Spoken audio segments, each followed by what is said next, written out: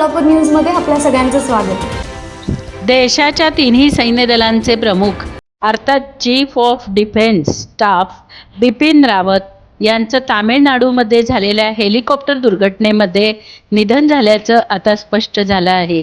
आज दुपारी तामिळनाडूच्या कुन्नूर भागात भारतीय वायुदलाचं MI-17V5 हे अत्याधुनिक आणि उच्च दर्जाचे हेलिकॉप्टर कोसळले. इथल्या डोंगरी भागात हेलिकॉप्टर कोसळल्यानंतर तिथे तातडीने बचावकार्य सुरू करण्यात आलं. अपघातात CDS बिपिन रावत हे गंभीर जखमी झाले होते.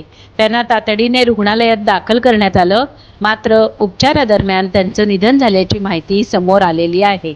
भारतीय हवाई दलाने त्यांच्या ट्विटर हँडलवरून ट्विट करून या संदर्भात माहिती दिली आहे.